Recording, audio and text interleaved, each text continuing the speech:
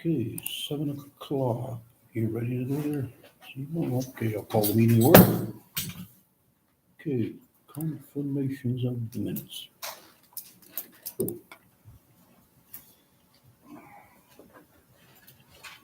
7 o'clock.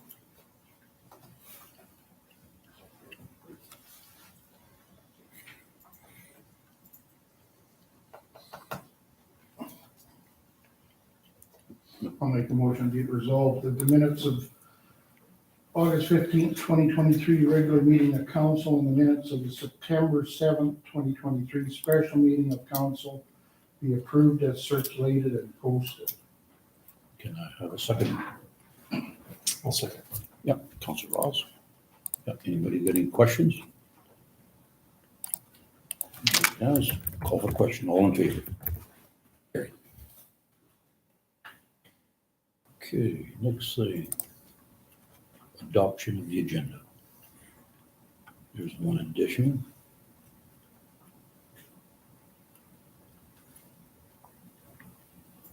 There's a motion in front of you there. And I'll make that motion be it resolved that the agenda be adopted as presented with the following additions. Dust control on Spring Valley Road. Can I have a second? Council Maxwell, seconding. Anybody got any questions? Do we have something else Free, there's your opportunity if you want to make a friendly amendment. to? Can we add to Maxwell Water Services Board being engaged for grant development? Can you speak up? Can we add Maxwell Water Services Board being engaged to look at the Grand Valley Water Project? I don't, you can add it, if you got a resolution. Because you've already got one engineer looking at it. You're not gonna have two, are you? No, but there's a problem. What's that? There's a problem with it, so can we address it there? There's a or can we problem? address it somewhere else? Yeah, if you got a resolution ready? Oh, we can, yeah. Oh, We okay, can wait. feel free, you want to add? Yeah. Engaging, Engaging Maxwell Water Services Board to be engaged for Grand Valley Water Treatment Plant. okay, so now, Friendly amendment. friendly amendment, Oh, wait a second, please. okay. Friendly amendment, that, so two additions then. Do we need one for the chamber breakfast too, or? Well, chamber- it's on there. Just, The gravel? on there? Well, it was on there, 200 yards, but we can discuss that. No, not the chamber. What? Chamber, the invitation to go to the chamber. Yeah, like I say, For all. Yeah. Oh, yeah, you guys don't need a resolution. You can attend that. That's provided in your indemnity bylaw to attend those things. yeah, I thought you said Chater. I didn't realize you said Chamber. No, chamber. It's on there, right? Is it on here? That gravel? I'm pretty sure I see it. Better make sure. Additional gravel, yeah, 11.4. Okay, so the mover's okay with the friendly amendment? And then, okay. Any other additions? Call for the question. All in favor? Carried. Okay. So, water. Okay. Public hearing.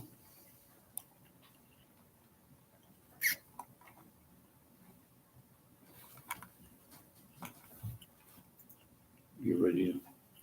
You okay? Oh, yeah. Yeah, No, you okay. guys go at your own speed. Okay. Okay, Motion to go into public hearing mode. got a mover, seconder, Council Maxwell. So we can move and second. Any questions? All in favor? Carried, we're in a public hearing. Yeah.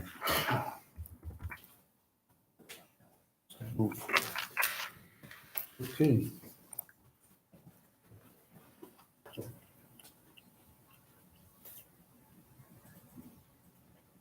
You normally read that out, or like this? Oh. Well, we have two public hearings tonight regarding variance applications. They're for the same subdivision. One is to allow Lot 1 to be varied from 80 acres to 40 acres. And then the second public hearing will be for Lot 2. Same thing. Included in the council package, you will find all your information regarding the application, the advertising and public notice that's been provided, in addition to Keystone Planning District's report to council. Is there any questions regarding the subject matter? I received no applications and representation for or against this variance number 6 public hearing.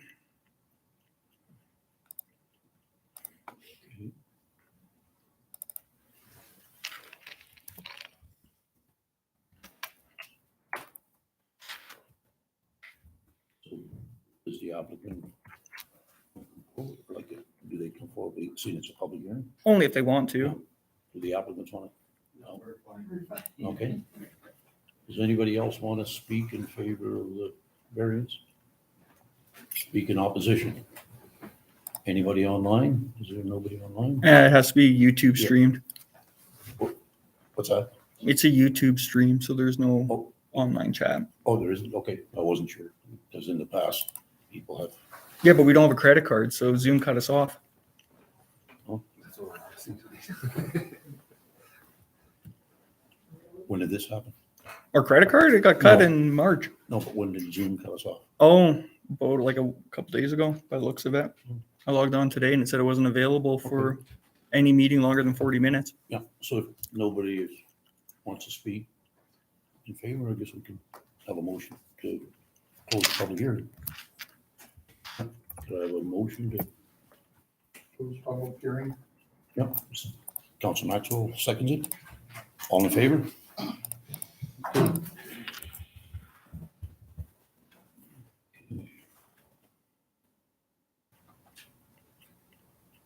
Have you got something, you want to go into the next one before we make a decision, or? It's your meeting, your No, call. but have you got a resolution? Like, Yeah, yeah, okay. Okay, I guess we'll go into the next public hearing, then, right? First was the variation.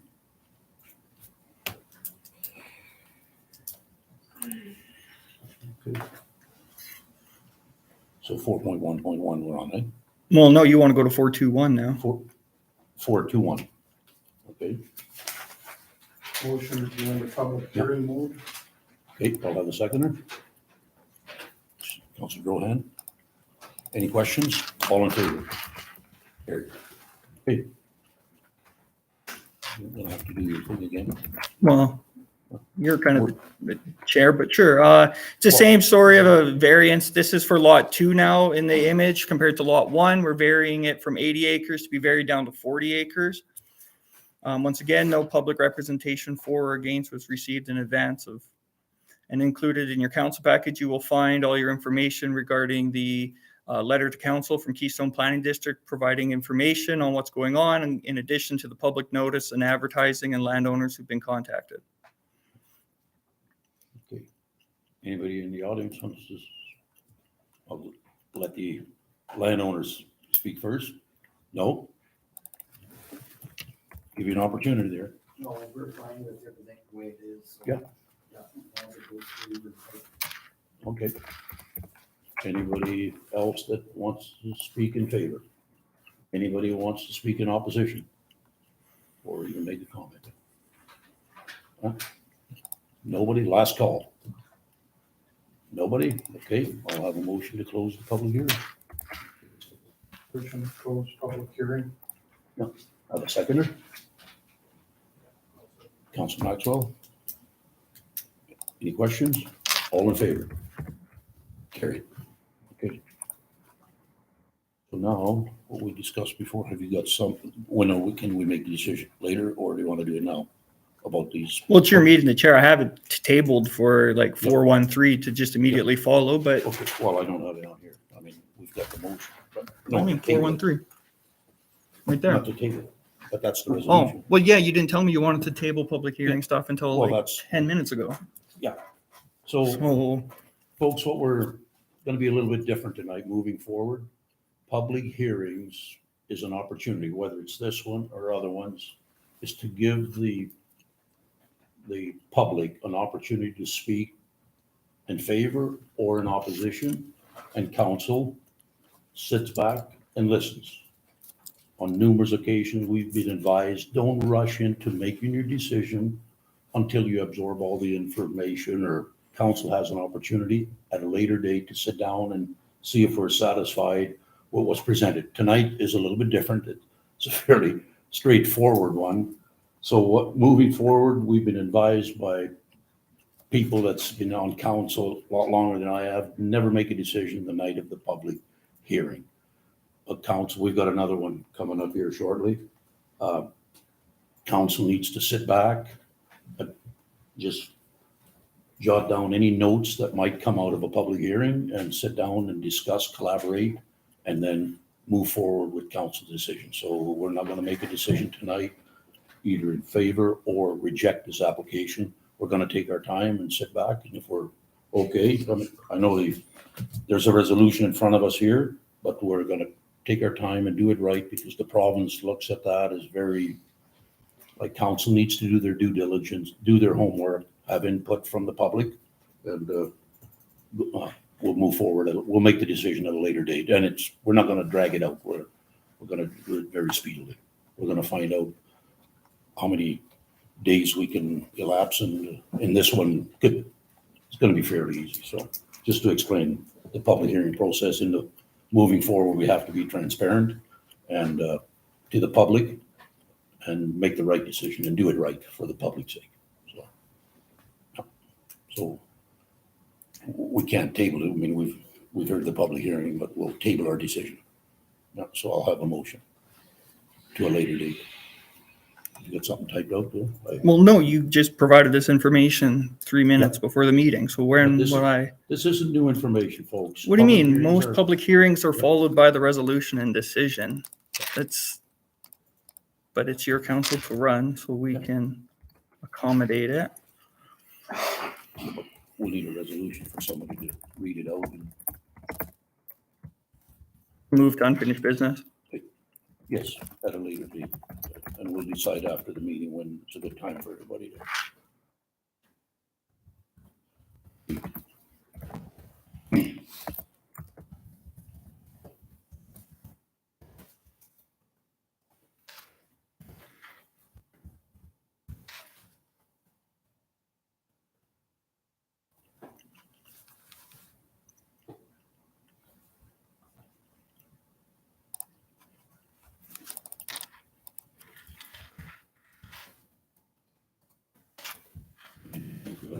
Yeah, they both should be updated. Okay.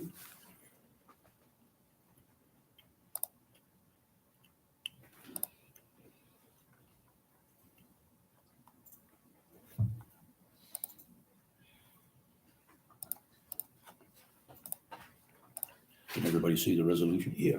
Yeah. Be it resolved that the decision for Victor Oscar 0623 Charlie be moved to unfinished business.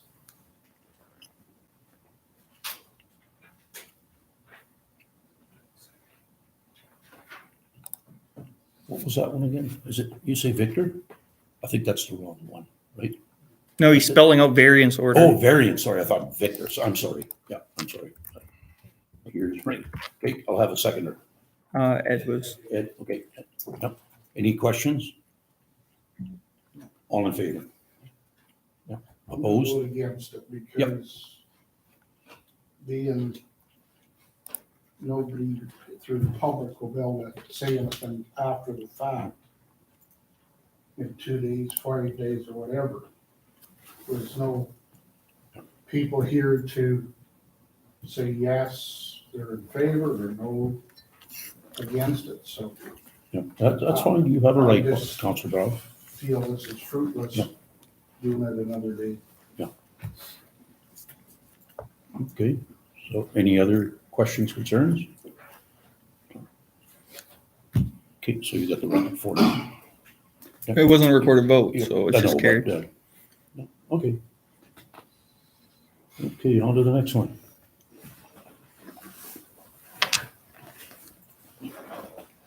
The other resolutions there as well. Be it resolved the decision of variance order 0723 Charlie be moved to unfinished business. Seconder, Councillor Maxwell. No. Any questions? All in favor? Against? Councilor Brown's against. Yep. Okay. So.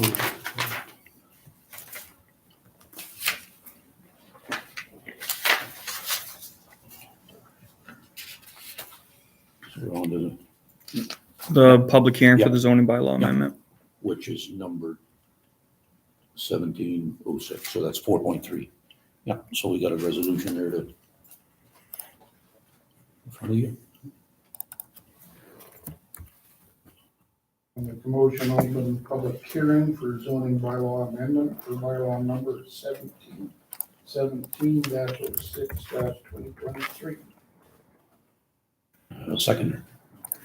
Councilor Drohan.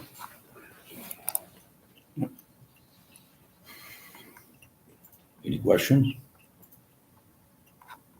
No. All in favor? Okay.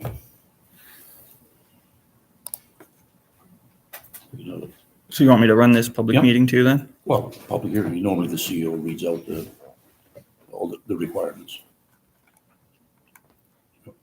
Well, the Council of the Municipality of Cornwallis introduced and gave first reading to bylaw 17-06-2023 back on, I believe it was June 20th. So after introducing it, it gets sent to community planning, which then circulates it for comments, and included in council's package are all the provincial departments' comments and concerns, and also included in your package, you will find the public notice that was provided, in addition to Keystone Planning District's report to council as well. We received no application for or against this the zoning bylaw amendment either.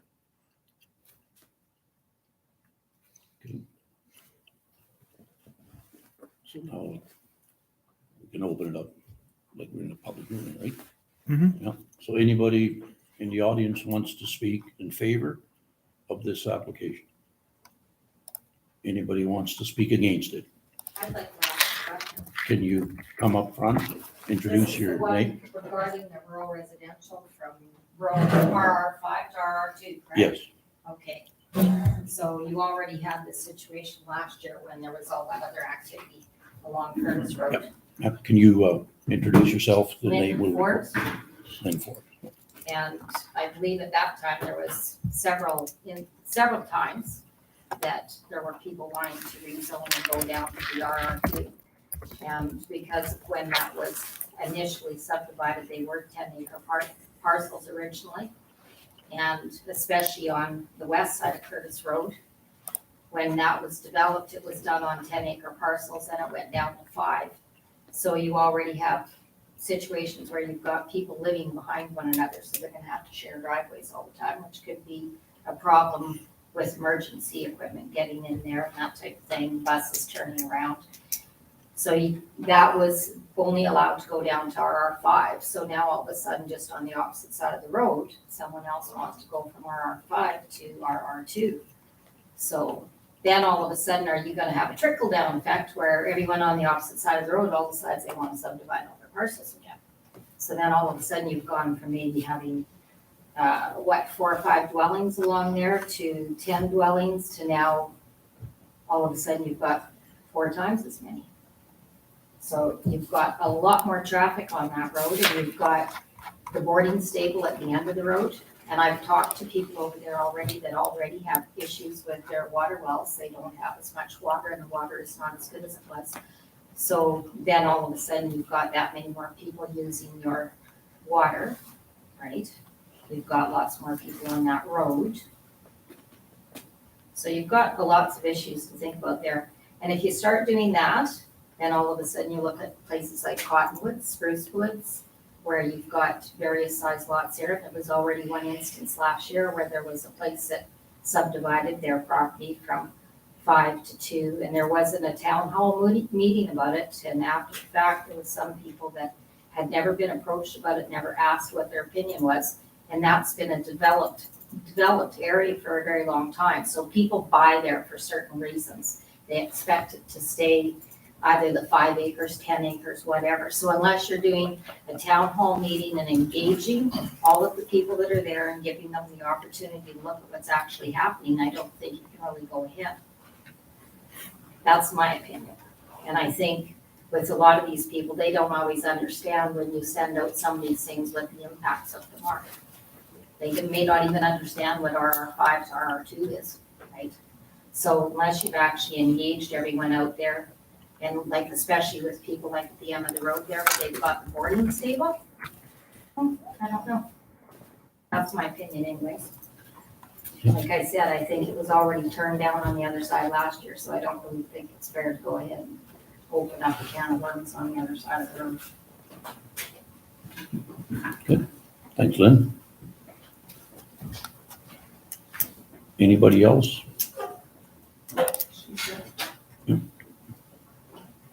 Last call. Anybody else wants to speak in favor or against? Lynn said everything I'm thinking.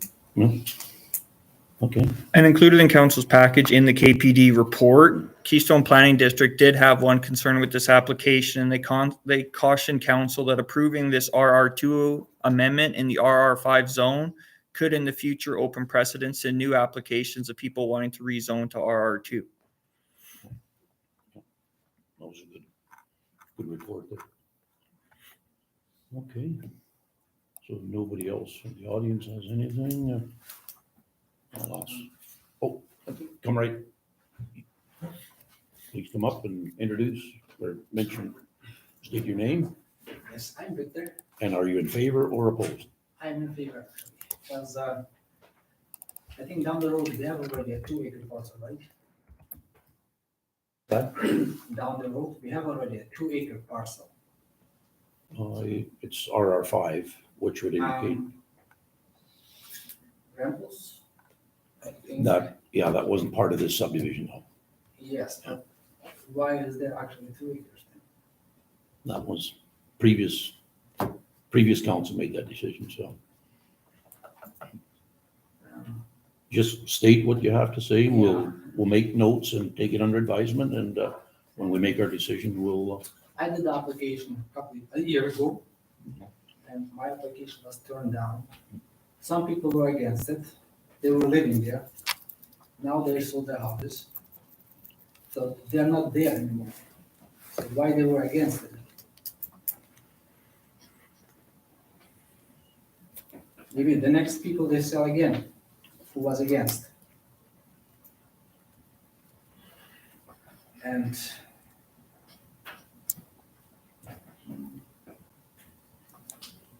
I don't know. anything more I'm to add? actually for it, so to have more people in the community, in the municipality, children, school, business, everything is gonna grow. How can I see it that way? So if we do not subdivisions, municipalities stay small. I think everyone likes to see the growth. Schools.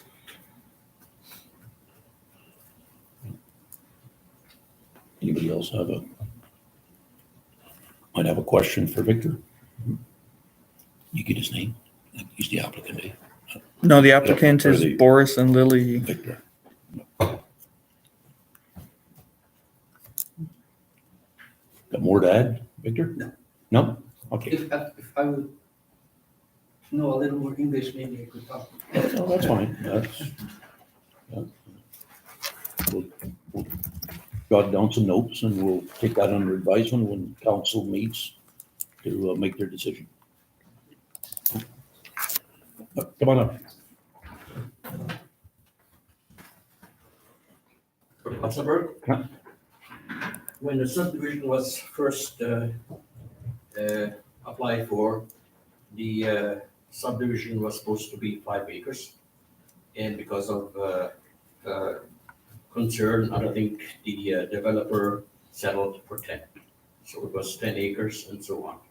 In the meantime, looking at land use and so on, 10 acres, a lot of people think it's too much, whatever. So when they had the 10 acres and they looked at subdividing, the council at that time made a sort of a immediate decision, whatever, let's go as low as 5. That's good, we do both sides. And some of the older lot owners or property owners there could live with it. Now, when we will it down again to 2 acres, there might be enough appetite, whatever, okay, let's go to 1 acre, something like that. Like 2 acres is for the area of Curtis Road is too much because of fresh water supply, because of the septic fields, because of the traffic, and all those points were addressed by community planning as such. And the council should not approve the 2-acre lots out there. 5 acre, everybody can live with them, and it's doable. And so I'm against that. Okay, so you are against, yeah, thanks. Mr. Lasberg? Okay. Anybody else want to make it? Okay. Last call, so nobody else has, so we'll ask for call for a motion to close the public hearing. Be resolved that the council of the municipality of Cornwall hereby adjourn the public hearing at 7:26 p.m. There's no regular meeting of council. Can I have Council Ross seconded? Anybody any question? All in favor? Carried. Okay.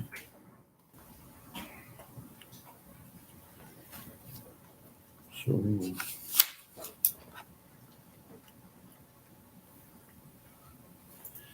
Be resolved that the decision for the variance order, or just hang on. No, those are No. bylaw readings. You Yeah. guys can just choose not to read it or not. Or defeat the bylaw later tonight. So can you reference Council Ross? He's ready to make a motion. Do you know which one it is? What number? It's 4.3. Well, no, it'll be under 9 Oh, because gotcha. it's a Yeah. You're second and third reading of a zoning Yeah. bylaw. My mistake. No problem. So we'll wait then when we get to that portion. Okay, that's fair enough. Okay, so the public hearing is closed.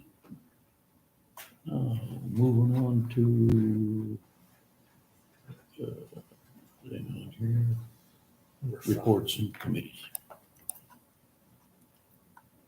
Right? Yeah. Okay. I'll give a verbal report after we deal with the other reports there.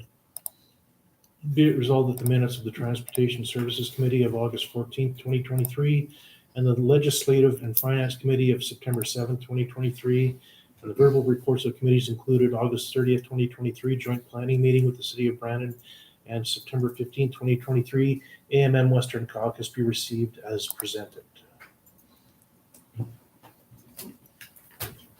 Councillor Rohan, seconder. Mhm. Yeah, but before I'd like to give a verbal report on the Western Caucus meeting I attended, just for the audience there. Western Caucus meets quarterly. It's for the Reeves and Deputy Reeves, and they meet in various areas. It's about, I'd say about a dozen municipalities in the Western District region of the province. And I attended my first one, I'm going to say February or March with Deputy Reeve Ross, but I went to the one on Friday. And on the agenda was some very, what they wanted to do, the chairman of that caucus of the board is Judy Swanson. She's the mayor of Boissevain. Doing a real good job getting everybody engaged, like the Reeves and the Deputy Reeves. And they were going to, in January or a February meeting, the hot topic was the EMO services. They were really lobbying the government to get their EMO, the ambulance issue, as we all heard. But they were going to bring in a speaker, but because of the municipal or provincial election, the EMO decided no, they can't come out. I think it's a legislature policy that nobody goes out from a government agency to do that. So what they did, they brought in Judy called up Lori Matheson. Lori Matheson has a lot of municipal experience in Saskatchewan primarily and a lot in Manitoba. She was the individual that helped us with the asset management. So at last minute's notice, she brought her in. And what the Reeves and what was basically on the agenda was some real interesting things that Reeves were encouraged, and the deputy Reeves there, is for municipality to update their policies. And that's something, as a council, we really need to get going to update our policy. If your policies are unclear, you're gonna have a council that's gonna go in many different directions with the public not understanding what our policies, whether it's dust control or whatever. You gotta have good, strong policies. Lori Matheson specializes in helping councils to write these policies. And the next thing on the agenda was councilors should not follow public works around. When you have a supervisor, let the supervisor do their job. Councilors should stay out of the way. You can report issues, but don't go around and tell them how to do their job. Yep. The next one was a fairly lengthy one about transparency. Yeah, and the Judy Swanson, who I have a lot of respect for, she put in a lot of work. We are, as leaders, councilors, myself as Reeve, are encouraged to get the public engaged. Whether have meetings like we had here a couple of years ago, public engagement meetings, get them out to the meetings, and the only way to do it, you gotta present transparent data, and we are lacking. I'm gonna discuss it with council and the CAO. If we want the public to really engage in this community, I'll back up. My understanding was there was a record number of acclaimed seats in Manitoba. I don't have the data, but that was mentioned. The reason being, the onus comes back to us. How are we encouraging people to come out, whether it's clarity in the minutes, clarity in the agenda, put the food on the table, people will come and eat it. It's the way Judy Swanson kind of described it, but transparency is something that's lacking by a lot of municipalities. I was encouraged. I'm going to work on it with the CEO and council. The next one was the longest discussion we had was conflict of interest. What is a conflict and what's not? Ethical conduct. And then there was about a 1 hour discussion on that. And we're going to discuss a few things in camera once we go in camera. My eyes got opened up when the people that have dealt with these things are trying to educate people what is conflict and being ethical when we sit around the council chamber and make decisions. And go back to the obligation of transparency, no secret meetings in the city of Brandon. You all read that article in the Brandon Sun. That topic was discussed. We should never have secret meetings, open it up to the public, even committee meetings. There's nothing wrong advertising committee meetings that is recommended out there. We should have nothing to hide when we want to have committee meetings. I thought that, to me, I think that's really good. Public engagement, inform the public. Anyway, whether it's, you can't send out a newsletter every week. That's going to be costly. Advertise it on Facebook. There was some ideas thrown around, put it on the municipal website, but these are things that we can improve on. Clarity of the minutes. Just make sure that people understand when they read the minutes that they're clear and the intent is there. And in camera, I asked that question. I had a good idea what it was, but we're well within our rights when it comes to development agreements and stuff like that. We're well within our right to go into camera because those are legal matters and other issues, and there was nothing alarming there. Communication policy, Lori and Judy Swanson have some real good templates and all that. We lack on a communication policy. I'd really like this municipality to jump on it right away to communicate things out there. Like even tonight, as far as communication, tonight is the first time I heard that Zoom's not working. I'm a bit disappointed. I would have put it on my credit card myself, and I trust council would have approved that purchase if somebody would have told me we're out of Zoom time or something. That's really unfortunate. Gift policies was discussed. No more cat jackets. When We're just in the process of dealing with Caterpillar, and we should not accept anything, whether a coffee mug or something. Gifts should be given back to the community. And my company does the same thing, and they're really stressing on that. A couple of Reeves really spoke up on that. There's no threshold then. Just tell all your suppliers no gifts are allowed, and tell your employees that no gifts should be accepted. Policy, I mentioned that again, and later on, Reeve brought it up again. We really let's work together as a region, come up with policies, standardize things. I know we're going to be different than other areas, but policies is something that the public can look at and say, that's the reason I can't get dust control, because there's a strong policy there, or whatever it might be. Yeah. Special meeting process, I alluded to that. That one was a real good one. We ran out of time when we got to that one at the public hearings. We encouraged my council tonight that we need to treat special meetings. When I say special meetings, it's the public hearings, these type of things. The province looks at it, there's regulations, ombudsmen look at it. There's been a couple of times that people or council have been called out by ombudsmen by not following the proper protocol, making the decision when council hasn't even had a chance to basically look at all the data. That I encourage my council before the meeting, we need to change things. Let's do it right. What's really getting a lot of attention out there by municipalities is landfills, the amount it costs, transfer station landfills. I lump those two together. Engineering costs, what they're discussing, it's no secret. As a region, we're gonna look at, not immediately, look at putting an RFQ out for engineering services so we can go to one engineering firm and hopefully get a better rate. What RMs are finding out that you go to get these grants, and the grants look very lucrative, but when you go to a private engineering firm, you can get the same work done for almost half the price. So we've got to be careful which engineering firm you hire. You should be very clear to run in whether it's a landfill or a sewer system or a water treatment plant, you've got to be very clear what your expectations is. And one Reeve spoke up, we need to drive what we want to see designed.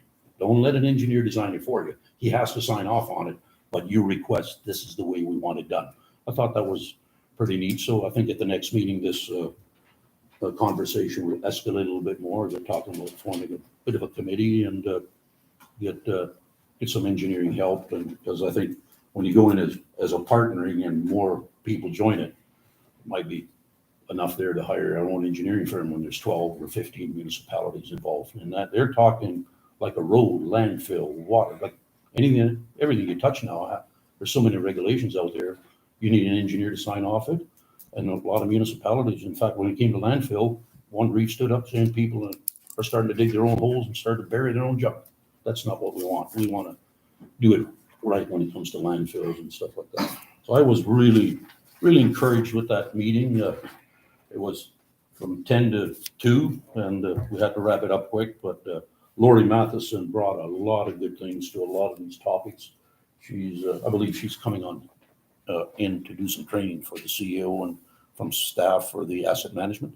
Lori Matheson, out of Saskatchewan there, Carlisle. Presumably around October. Yeah, okay, I thought she said, maybe it was October, but I'm gonna encourage council maybe to spend 1 hour with her to basically explain some of these things that she explained to us, and just basically get some outside help, somebody that's done a lot of this stuff for other municipalities.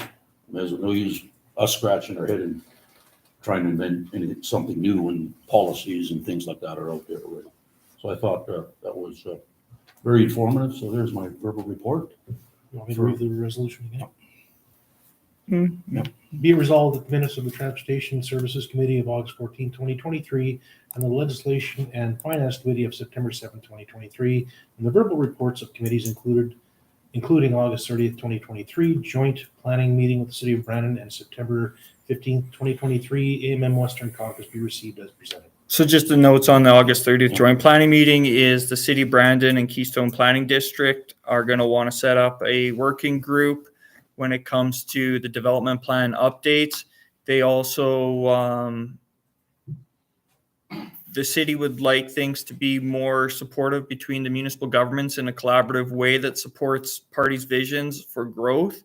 So that means developing shared service agreement once the infrastructure is in place that will support the new services. The timing is not there, the infrastructure, the standards are ready, items like that. So then moving forward, community planning will lead the meetings. Both the advisory committees and the staff working committees plan to meet in October and November with the goal bringing everything kind of back in December. So it's kind of both sides as the city Brandon works on their new plan and Keystone Planning District works on the joint plan between Arma, Melton and Cornwallis. We need to knock down these intermunicipal collaborative items.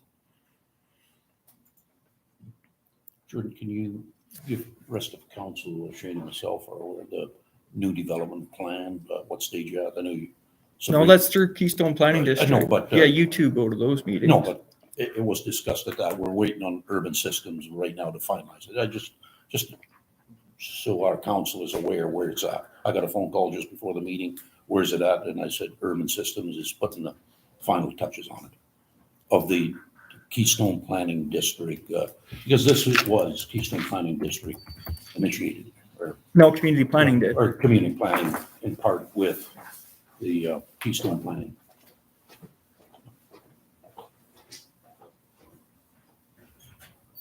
Hey, Victor, how do I call you last name? We'll wait. I thought that meeting went well. We'll just wait for Jordan. What was his last name? What's that? I don't remember what his last name was. Who's that? Victor. Almost Boo, is it Boulot or something like that? Yeah, all I wanted was a bit of an update there, Jordan. It's like, Well, it sounds like you provided the update and you attend the meetings for those information, so I can't really provide anything at this time. yeah, okay. Yeah, okay. So I'll wait for Shane to call for the question to receive.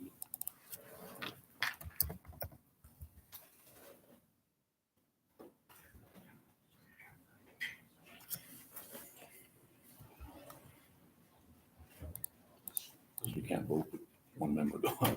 No, it's best to wait. Sorry. No problem. Okay.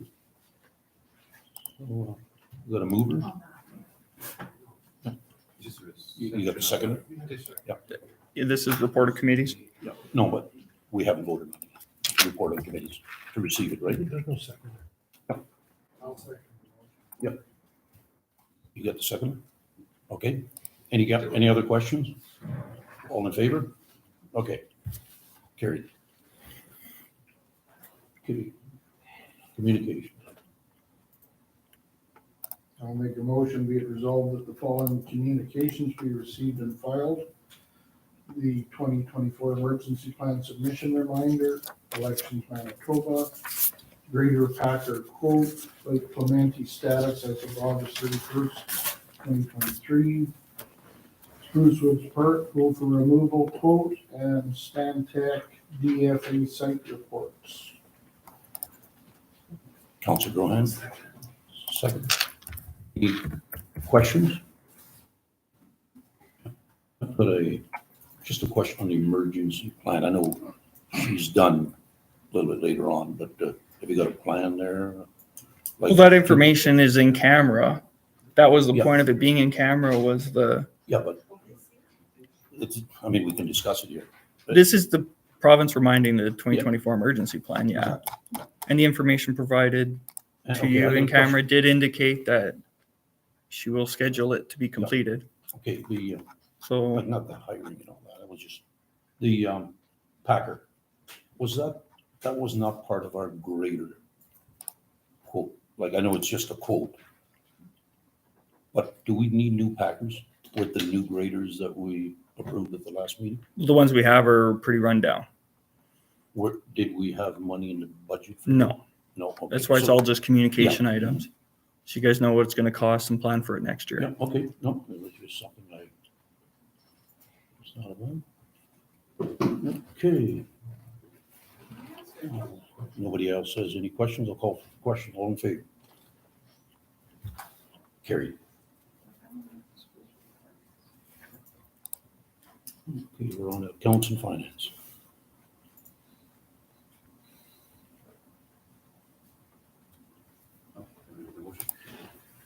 Be resolved that Council Leader Arden Cornwallis do hereby adopt and approve the list of accounts for expenses for checks number 11505 to 11592 for a total amount of $1,161,302.42. And further be resolved, Council Leader Cornwallis hereby adopt and approve payroll and council indemnity expenses for the amount of $60,296.35.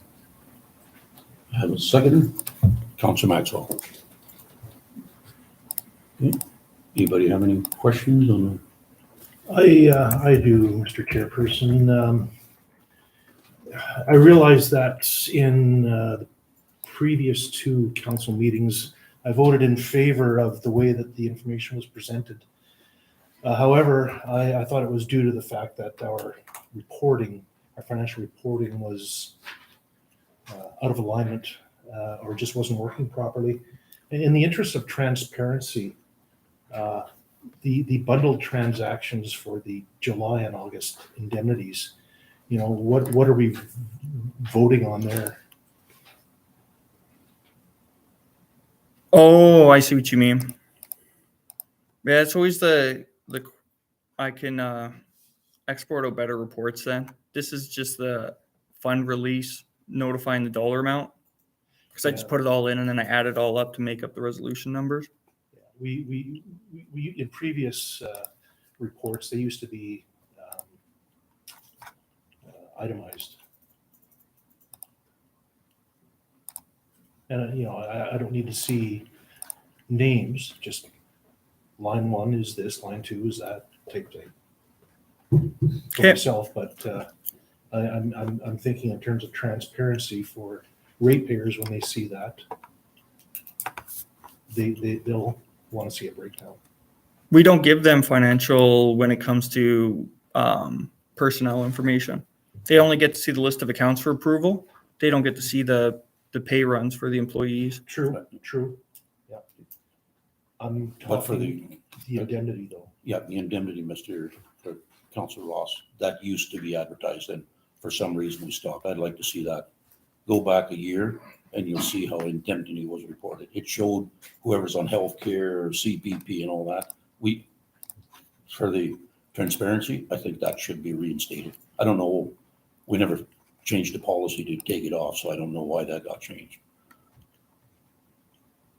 It's all about, like I say, I agree with Deputy Councilor Ross there, that we need to be very transparent when it comes to that. Personal paychecks for the employees, I don't think we have to, but the indemnity, council shouldn't have anything to hide. Looking at your meeting in September last year, you guys didn't even approve council indemnities. You just had it as within the resolution. Is that what you're looking for? I wasn't on council in September of last year. Yeah, no. For the last 15 years, I will say, like, I know there was personnel changes, CO changes. There always was a clear block, the council members especially. Yeah, that's fine. Yeah. I think we need to go, I'd like. Try see to that amend it go going back. forward. What's that? I'll try to Yeah, amend the just go reports look going at, forward. when I say a year ago, it might have been last August or July, but. Yeah, you guys don't get any information. It was just written into the resolution. Yeah, but Yeah. the public seeing what the councilors, like the mileage and all that. Gotcha. Mileage, the hours, Cell phone Spend- allowance, cell things like phone that. allowance and all that. Yeah, yeah, there you go. Yeah, if we can reinstate that, that'd be great. Okay, anybody else have any other questions? Simple email could be suffice as well. Could always just get a We heads passed up that and I about could. 3 times. Oh, did you? Oh, yeah. What were the 3 times? But where's the block? I call it a block, Excel spreadsheet exported. So anyways, we'll get it at the next one. Oh, okay. We don't need a policy for that because it was already there, so I don't know who had the authorization to remove it, but we'll get it back. Transparency. Yeah, review your package in advance and advise next time, and I'll make those amendments accordingly. Okay. Anybody else? Got any questions?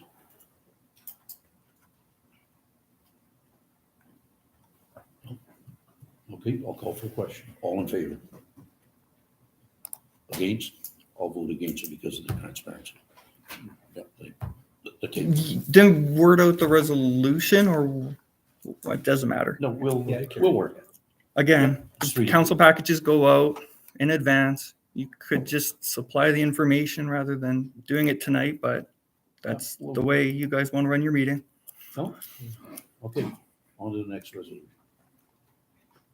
8.2. You got the vote, right? It was 3-2. It wasn't recorded, so it's just No, carried. but just to make sure. Be it resolved that the unaudited financials as of August 31st, 2023 be accepted as presented. A second. Any questions? Just comment, thanks for changing the format of that report. Yeah, that's the one I thought you were talking about, not the indemnity.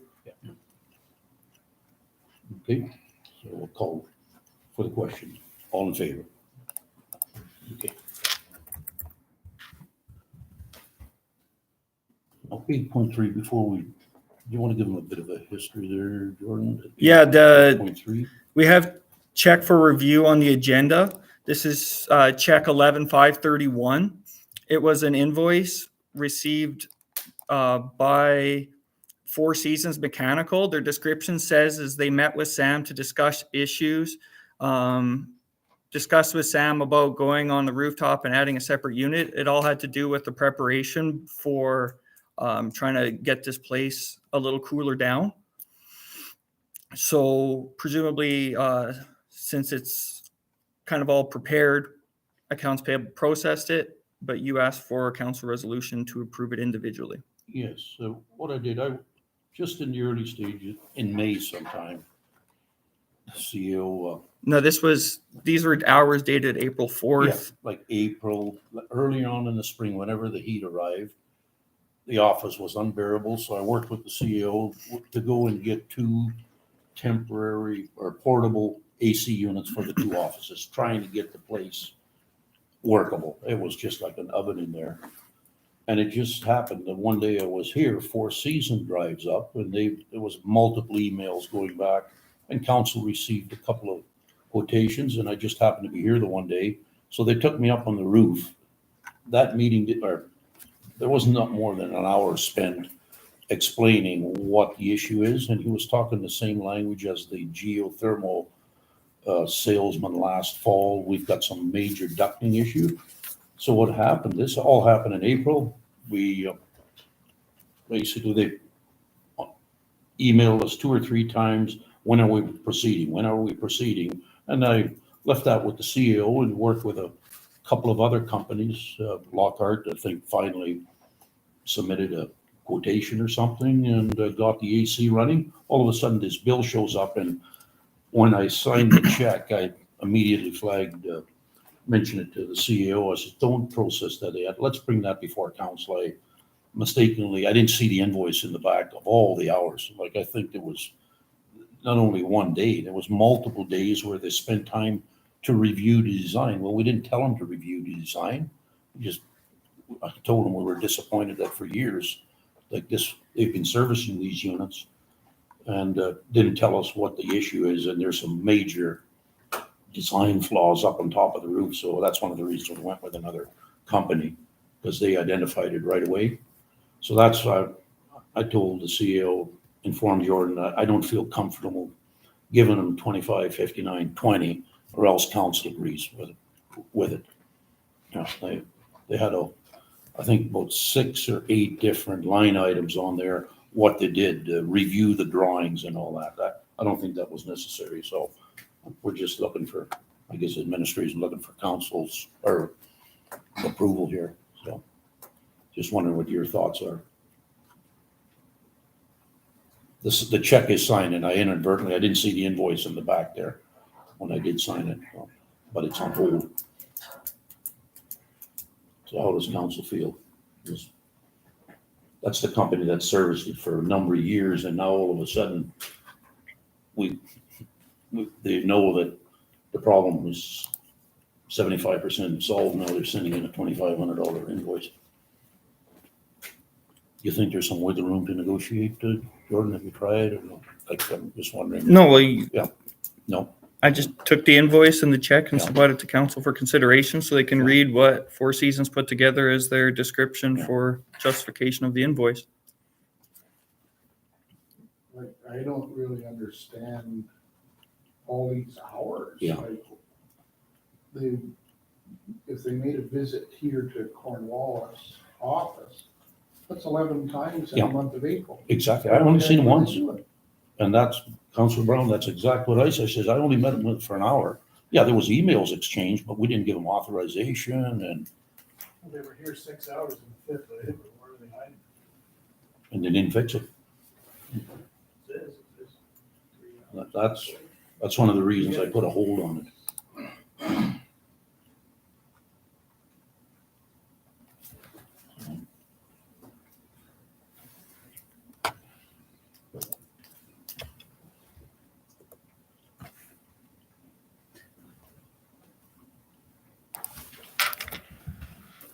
So either pass resolution approving the invoice or denying the invoice then.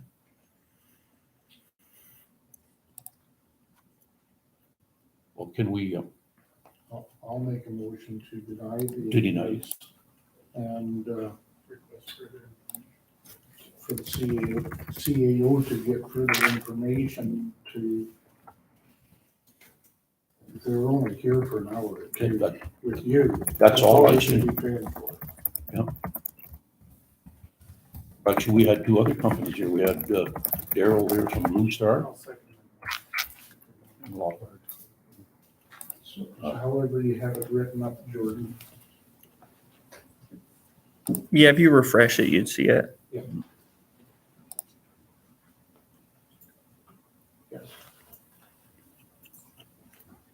I can read that out. Be it resolved that the council, the RM of Cornwallis, deny invoice 41746 from Four Seasons Mechanical and authorize Well, I guess do not authorize. and do not authorize the release of the prepared check 11531 for 2559.20. And be it further resolved that the council requests detailed information. We can have a second. Well, anybody have any other questions? Just for everybody clear, like they've been servicing these units for years, so just so everybody's aware. Okay, if nobody else has anything, call for the question. All in favor? Yep, carried. Good, thank you.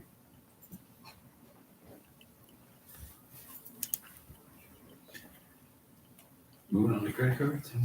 Whereas the RM of Cornwallis had their credit card canceled by the financial institution in March 2023, therefore be it resolved that the council of the RM of Cornwallis here authorize a signed letter for the replacement of two Calabria credit cards and the credit amount limit of $6,500 in the names of Shane Masek on behalf of the Transportation Services Department, Kayla Porter on behalf of the Administrative Services Department. Can I have a second? Second motion. Councilor Brown? Any discussion? No, any credit cards. How have we been able to operate since April without a credit card? Carefully. Some things don't get purchased. Others, they require us to do like credit applications. Purchase orders? No, no one's really asked for purchase orders. They more make us do full-blown credit applications. Because I see, purchases from Home Depot, We do have a Home Depot credit card. Munn & Yates.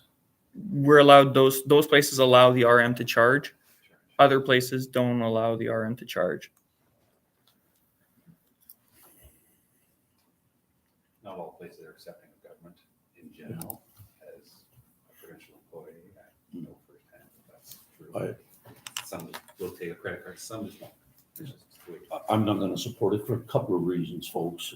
When it comes to finances and purchase and all that, I understand we do need a credit card. I'm not sure about multiple, but again, I referred to earlier on policy. We need a policy.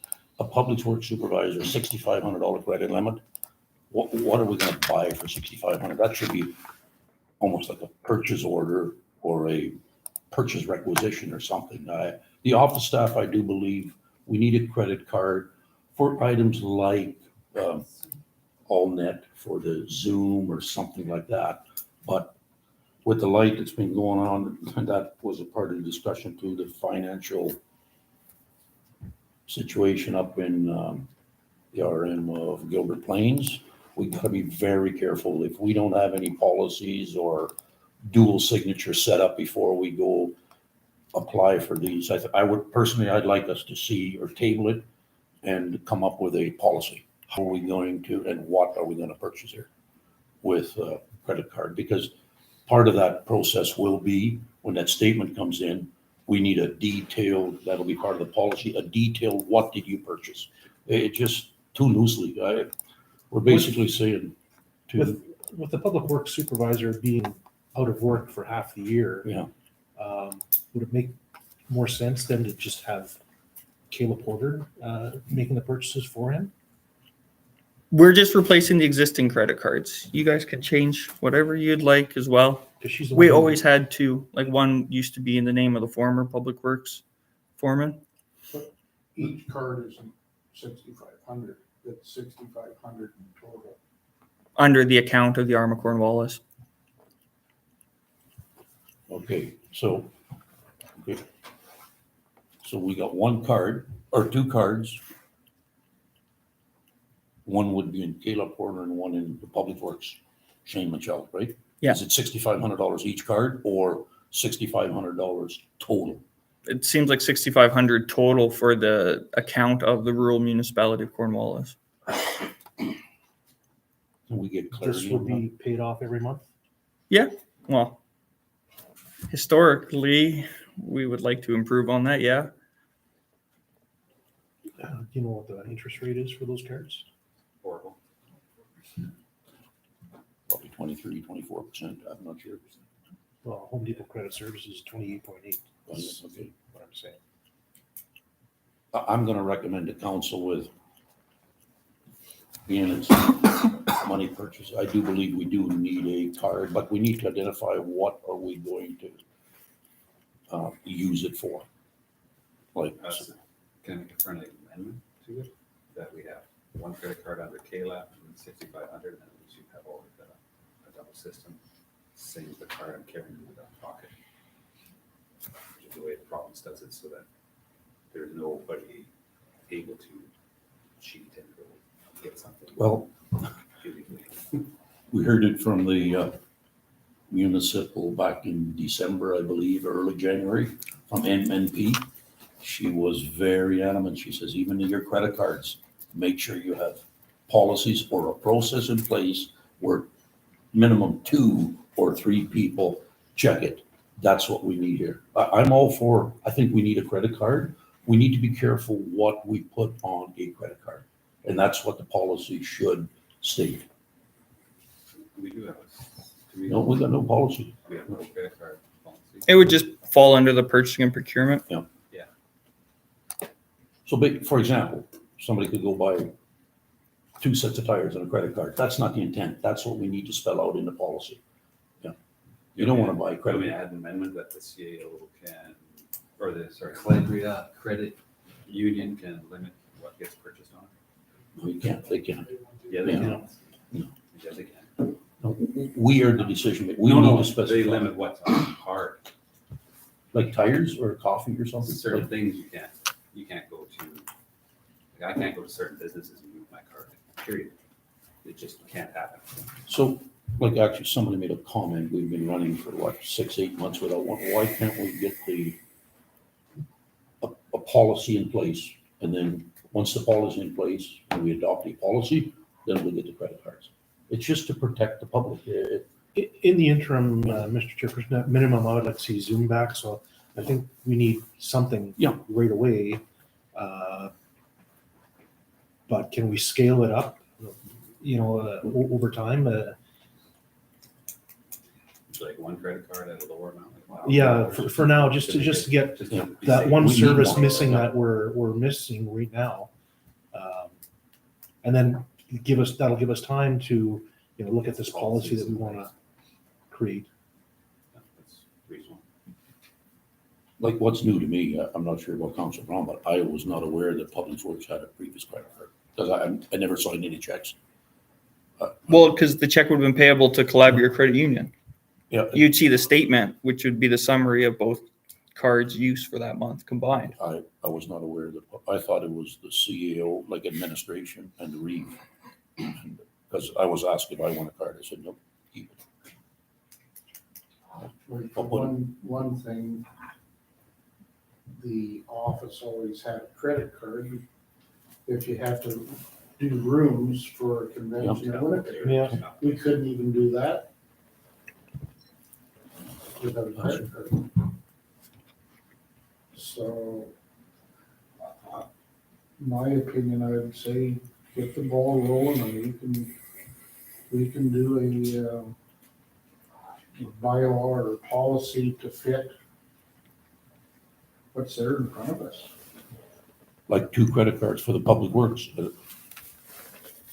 Sure, you, Well, we send Public Works out to do most of the purchases, not us. But that's why we just use petty cash a lot too. I guess that's what we've been doing in lieu of, is petty cash. There's one limit at $6,500. 2 cards that'll say Arma Cornwallis that authorize Shane Chalik and Kayla Porter to use them. Is that not the way I read this? Yeah. And that's what it seems like from Compass Credit Union's email. Just replacing the ones that. No, we have to get it through Compass Credit Union. They don't issue their own credit cards. All credit unions use Calabria, which is a Alberta-based financial crediting institution.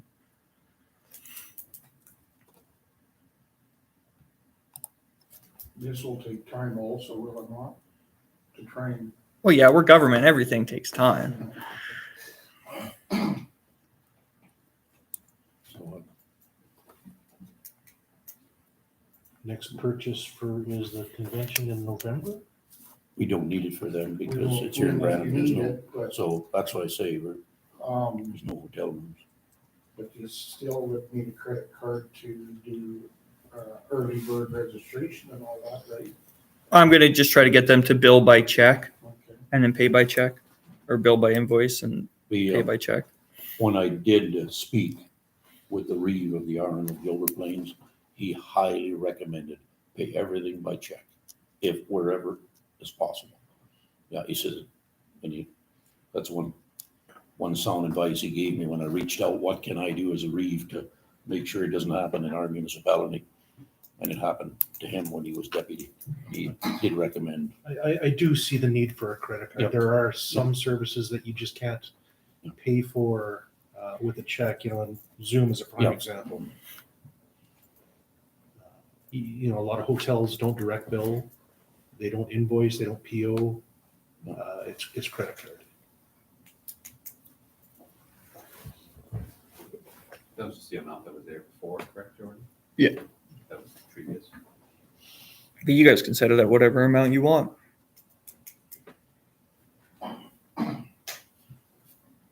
So it got canceled because of non-payment? What was the amount that you paid? For non-payment, No, what was the amount that you paid to pay it off? What was it at? Do you recall? couple $100. Okay. It would have been maybe in May's accounts payable. I can check. It's not important. even for credit cards, I haven't signed any credit card checks since I got elected. So I think Joe handed them in, and that was it, former CEO. That's why I say we've been going all this time, and I do agree, I think we need one for purchases that don't take checks. I can't recall. It was $382.31. For Cambrian, or? Calabria MasterCard, yeah. When was that? We cut that on May 11th to square up and close off our account.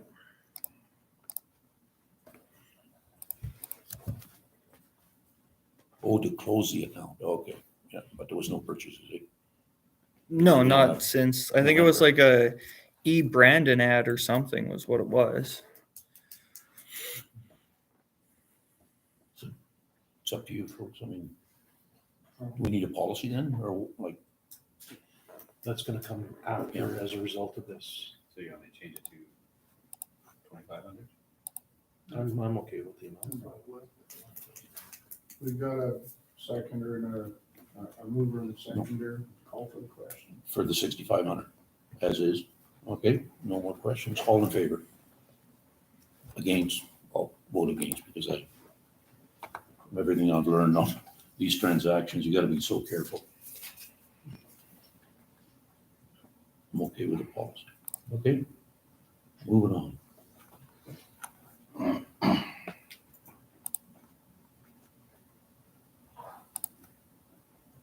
Number 9, bylaws. Yeah, it's whether or not you guys want to give Yeah. a second or third reading or any readings or pass resolution, not reading the bylaw, and then it's over with.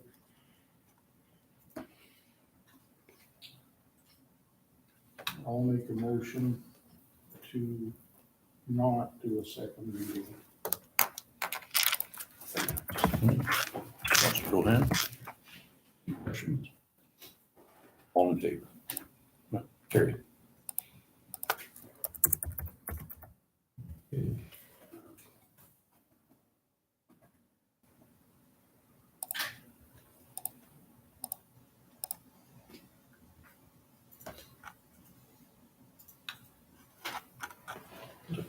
Third reading. There's Well- no third reading. Well, there is no third, so what do we want to do, just say table it or what? It's Or just no action? It's gone. Well, We didn't do a second reading. I did refresh, so that's why. Okay, unfinished business. The Grand Valley one needs to be re-advertised. Keystone Planning District had an error in the advertisement that ran in the Brandon Sun, so the amending bylaw for the rezoning within Grand Valley isn't scheduled for public hearing now until October.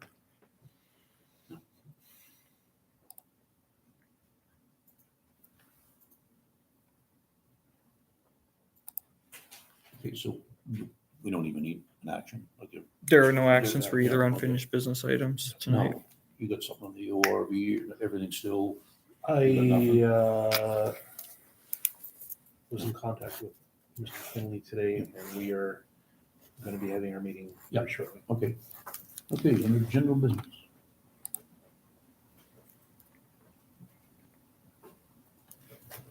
$11.1.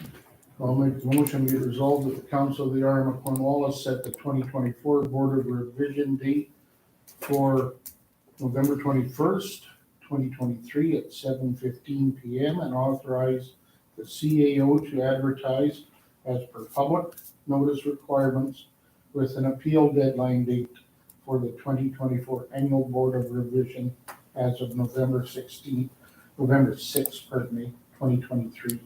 Can I have a second? Council Maxwell. Any questions? Any call for the question? All in favor?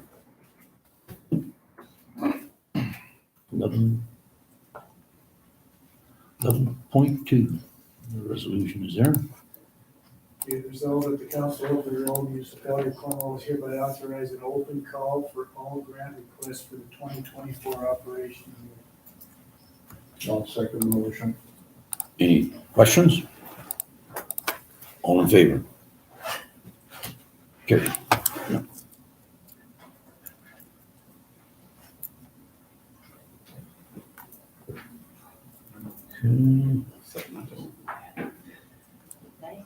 There we go. Sorry, 11.3. Whereas the municipal act sections 300, subsection 7 and 327, subsection 1 require that an amended tax notice be sent to the taxpayer. And whereas section 327, subsection 2 requires that the notice sent under 327, subsection 1 include a reference to the taxpayer's right to apply for a revision of the assessment roll. Be it resolved that the Council of the RM of Cornwallis hereby approve the following listing of amendments of assessment as the 2023 supplemental taxes. 2022 reduced assessment $130,800. 2023 increased assessment $1,295,900. 2023 reduced assessment $1,119,300. And 2023 increased assessment $8,716,800. Can I have a seconder? Council Maxwell. Got any questions? You want to explain something there, George? CO or like pretty straightforward? Yeah, this is something that a municipality deals with every year. Our assessor makes revisions throughout the year, especially in the past, right? You're always a year, your assessment's always a year in advance. So in your package, you'll see the description. I removed out a lot of names and things like that, but a lot of them are like, you put up a new house. Well, the house got completed as of April 1st, 2023. So then that's where it becomes accessible. So then we prorate it across those months and then charge them the appropriate amount of tax. And as Councillor Drohan read out, you're definitely adding a lot more taxes than you're removing. Anybody else got any questions? Call for the question. All in favor? Okay.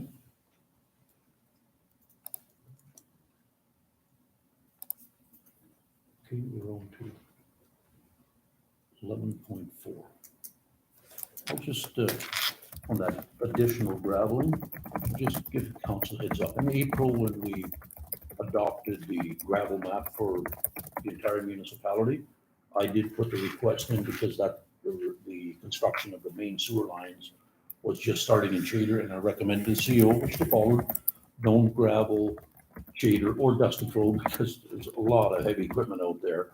Well, when they started digging, nobody knew it was going to be so sloppy, and they took the excavation points. There was tons of black dirt, and they put it right in the middle of the road.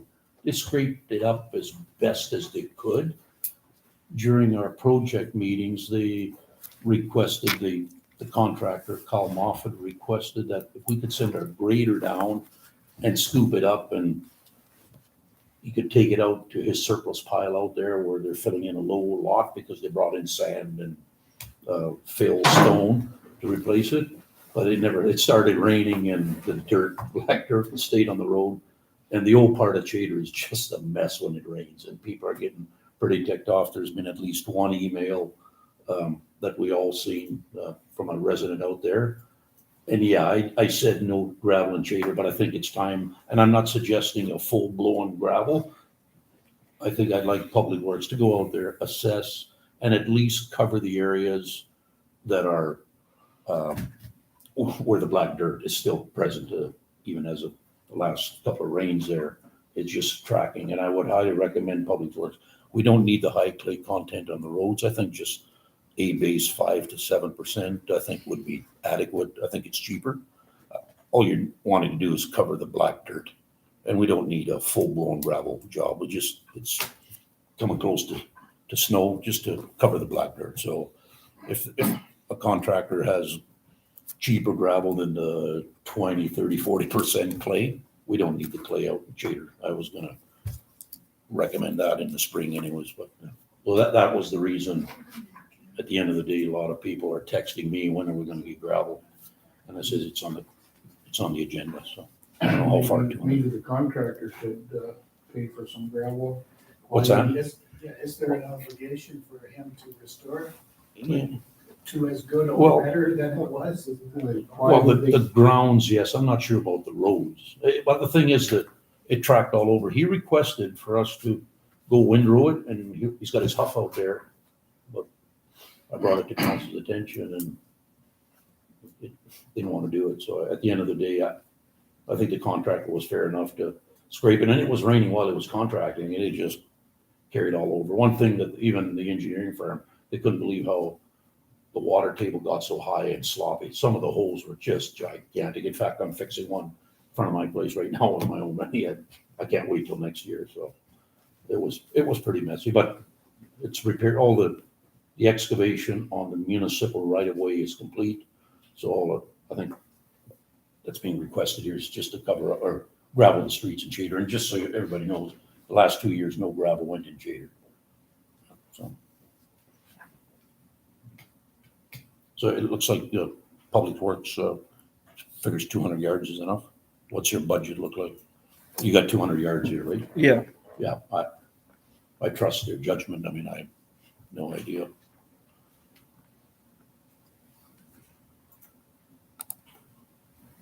So that's what Shane, the guys figured 200 yards? And now, Yeah, I guess. your budget, I seen the email there, we've got some money to play with. We don't have to go over budget on that, right? I'd have to check the unaudited financials under the line of aggregate. Oh, I thought it was 80%. I thought I read somewhere. Oh, yeah, when we purchased what was tendered. So we got 20% left, Yeah, 20% of the budget. not quite, but yeah. One concern I have in the past, if we put gravel down this late in the year, where does it end up come winter time? Ends up in the ditch usually. Well, And the lawns, which we faced quite a few phone call complaints last in year, April we- from Chater. we put, what was it, 3,000 yards, right? It was snowing. Fred Gilbert put some on, and this, I said, what are we putting lawn in it? Now, here, we don't have the speed. I will say the greater operators are very careful in Chater. There's some goes in the ditch, but that's what I'm wondering. We don't need to put a lot on, I think, just to, in the areas where the black dirt is. We've put gravel on a lot later than this. And that's maybe what we need to do in the policy. That's actually a good point, is start, because in the past, when we see there's some gravel money left, oh, well, let's just spend it. That's not a wise thing to do. But here, the last 2 years, Chater got absolutely no gravel. And it didn't need it. I'm not saying not to defend it, but at the end of the day, it's just brutal. And the project doesn't pay for this. No, gravel wasn't Aren't they part of it. supposed to reinstate after? Well, Aren't they supposed to fix the everything? grounds, Did but that damage? nothing was in there about the roads. Yeah, Kyle requested for us to win the road, and he'll pick it up, but it fell on deaf ears.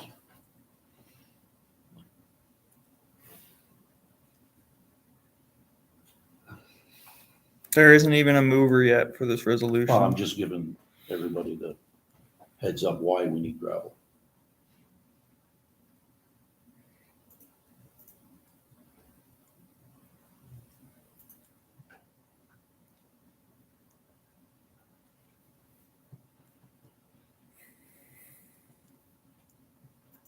You go, like you share the email, like I think you got at least one email, and That's the one that was like a late edition where you just forwarded it to all the council. from Paul Panican. I think he went to you. Did you reply to him? Well, I don't know what you're talking about with Paul. I Oh, don't I think thought- he was talking about this. No, these are all just your late Yeah. editions, so there's no, like, that's where the Well, dust if we're not gonna have control a and, mover to add gravel to an area that needs gravel, I mean, at the end of the day.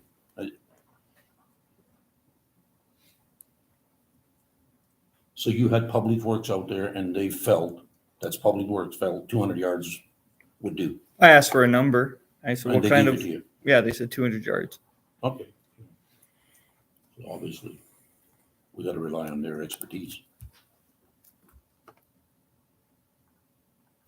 I really don't know why we need to have a motion for this. Because it's outside of your graveling program. Out of the program. And it was just a late edition requested by the Reeve to be on the agenda, so. Just like I did with 3 other ones. So my concern is the budget for Ward 1 materials and supplies. They're all combined into one. Where? Previously, like there used to be Ward 1 and Ward 2. Okay, There should only be one line now. well, all I see is gravel for Ward 2. Yeah, it's all combined into one total. You guys didn't want to go out and drive roads and make gravel maps. You wanted it all at large. Okay. So that's why the expense, I didn't change the expense I'm accounts looking at the names. wrong line then. It'll be like a 450,000 line with maybe 425 spent. 415. To a budget of what? 415. And how much did we spend? 415. So it's 34,000 remaining. So how much would 200 yards be based on the tendered price? I don't know. Really, I don't know what our contract states, but I know contracts before always had a 10%. You could go outside contract. I don't know if this contract still states that, but you could get a price much cheaper if you got it right from the pit right across the road. Oh, no, we would go with whoever we contracted for regular aggregate. We used to have a because it's already policy crushed. at one time that we could go with outside contract for a small job like this, Mhm. right?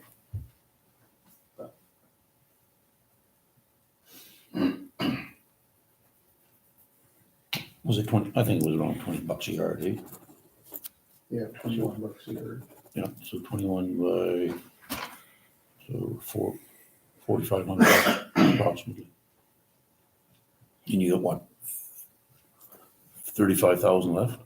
Is there any other areas where they're projecting to? But yeah, Yeah. like when you sent that request for like a washout or a blowout or any of Well, no, those. that's not out of the budget. That's truck road. That's a trucker, that's a Oh, aggregate haul road. yeah. Yep. Because that was, so it's items like that. It'd only be based on emergency repair before winter. Yeah. And you reported.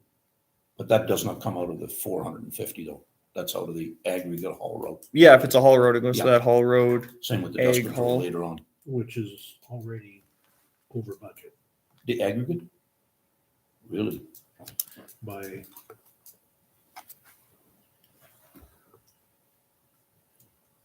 Well, we initially budgeted 442 and we spent 401, where we have the 100,000 that was the pad for the ag haul to administration. And then in addition, your dust control was budgeted and we're 50,000 under budget on total dust control. I'm looking at the materials zone. Yeah. Yeah. So your materials at 304,000. So we're over budget on materials on the aggregate haul road already? Is that what I'm hearing? Oh, yeah. Yeah, like you budgeted 442, you spent 401, but it's the lines that the budget amounts are in. So in essence, Because again, a lot of this was just shooting in the dark, right? Because there was never actually fully separated out. It was always included in your ward graveling and items like that too. So at least you guys can now just look at the financial statement and see where you're at for revenue and expenditures on the haul roads. but the So- monies that are being used for the gravel haul roads Mm-hmm. from the tax, we're not over budget. It's just one of the line items is over budget. and the other- Which is the materials, Yeah, which is, so- But The that's, lion's share, but folks, that's the aggregate. We're not on the, let's go back to the ward budget. So Because we brought in about 440 Yeah. in haul road money is why the expense So was let's aimed go at back 440. to, this is normal road gravel. We budgeted 450 and we're at 415 Yeah. on just materials, correct? Yeah. Yeah. So we've got $35,000 left on the road gravel. As of August 31st. So have we gravelled here in the last 2 weeks? I haven't, I imagine they would have required some material when they were doing all those culvert replacements. That was Shane's big project for the last week and a half was, but that would have been budgeted for, right? That's your, the culverts would have been budgeted for. Correct? yeah, I guess you do have a Yeah. bit of material and supplies. Yeah. There's about 4,000 left in that budget, but anything over and above would have just gone against our regular material. So you didn't check what it actually, like the 200 yards is $4,500. If there's $4,500 left in that. No, I didn't But- check anything because this was a late edition and just needed clarity from council. My biggest concern is the restoration, that when you do a contract, when you hire a contractor, generally, they have to Fix everything. Yeah. fix everything back to the way it was. It's not whether we have the money or whether we should spend it on that, it's whether they should be accountable. As you said, they dumped the dirt on the road. And put it back, but while it was raining and it got tracked. I understand, but generally, if you hire a contractor, he's expected to put it back the way it was or better, is the words I've seen from those contractors. So if we do it for him. Well, you're not, And what's going to prevent him from making a mess in the fall, Exactly. next spring when he has goes to no remediate incentive the rest to of do a the. good job. If we're gonna come behind him and pay that, fix it. That's the issue. I mean, it's not whether it needs to be done. I don't wanna leave shaded folks with mud on their tires. Yeah. I mean, there was nothing mentioned in the tendering and all that, Like, I don't that know for what the roads. contract said. No, but I mean, because they cut right. right, and they're gonna be, have they tied all the lines? Yep, that are there? They're done with the right-of-way excavating. They were done in, I'm gonna say, middle of July. They still have to come back, but that's on personal property. It's a- So, yeah, this project will, the municipal right-of-way work was done, I'd say middle of July, end of July. So then it started raining and like I say, the dirt just kept on track. There's one stretch there, there's 200 feet. When it rains, you can see it's pure black. Yeah. well, And I will say, they've been out there a couple of times grading, trying to, and they've done a real good job. They have a lead, like. No, Our guys, they did a real good job. There's no washboards. It's just that there was so much black dirt there needs to be covered up. And I brought that up at the August meeting. And I think it was Council Brown figured gravel will cover it. Well, it will, but they can't wait till next year. People will be Jordan will be getting more emails and phone calls. As with anything, we know what they're going to be putting down. We know why they're putting it down, but we don't know where they're putting it down. Well, that's public works. You can clearly see where the But black. we made them provide us a map of where they're gonna be graveling, 200 yards where. Well, that's why I said in the email, Public Works needs to go evaluate. I mean, I can go out there and mark it, but that's not my job. That's Public Works. Should we get there? Okay. before we- Well, yeah, I mean, let them do their job. And I'm confident that you'll send them out there. But like you say, what about the contractor? The obligation, that's the only Yeah. thing. Unless we say, okay, we're gonna clean this up, but we're not gonna be responsible for it. Yeah, I think if you talk to Dan, the tender graveling roads was not in their No, scope of scope of work. restoration. just- Yeah, restoration of the roads. The grounds, yeah, they're coming back next year, but this can't. If we get more rain, people will be screaming.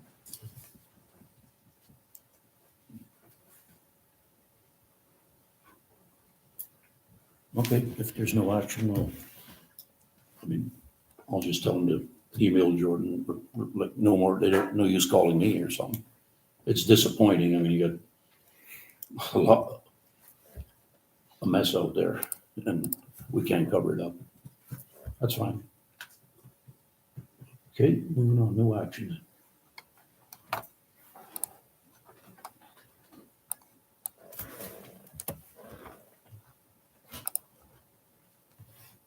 Okay, next one is, 11.5. 11.5. Be it resolved that the council of the Newlands of Cornwallis hereby approve the following attendance at the ANM 2023 Fall Convention held November 28th to 30th, 2023. All expenses covered for council and indemnity. Yeah, who'd you guys? It is in Brandon. Yeah.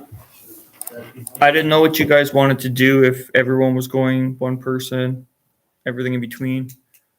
So you should have been supplied the little AMM notification that they've just opened up registration. So you do have another month as well if you don't want to make a decision tonight, but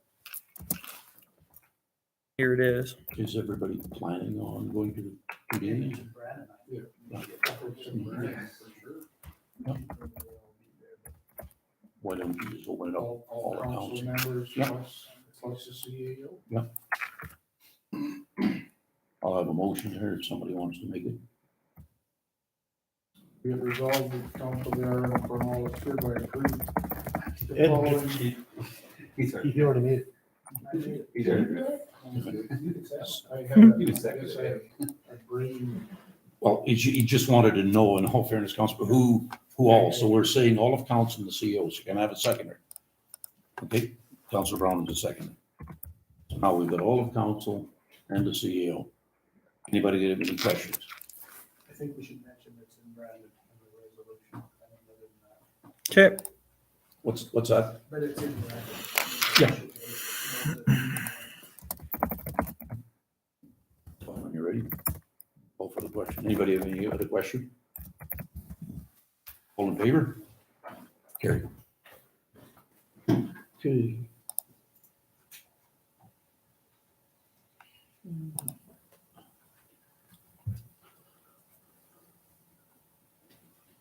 Eleven point six. You can just read to therefore be it resolved that the whereas seems intimidating. Therefore, be it resolved, the rural municipality of Cornwall supports the proposed area of the rural municipality of Cornwall forming part of the Central Assiniboine Watershed District in accordance with the Watershed District's acts and regulations. Seconder? Councilor Ross? Yeah. Anybody, any questions? So don't have anybody specifically on council at the watershed district meetings, but they've been talking about this for quite a while, where the Manitoba government provided $7 million in funding to watershed district programs. And so what they wanted to do is expand the watershed districts to include non-participating municipalities. And I believe this one specifically is to bring in the arm of Portage La Prairie into our watershed district. It's a big one then, big district. Yeah.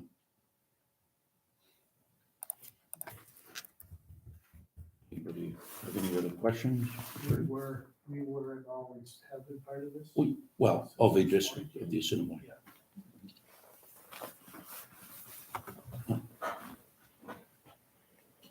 And once we get rolling with our committees, I'm a firm believer one of you two should, because 90% of the water is in your unit, in your ward there, so I was gonna recommend one of you two sit on there. But anyways, nobody has any questions? All in favor? Carried. We'll put that as an action item for October meeting. Okay.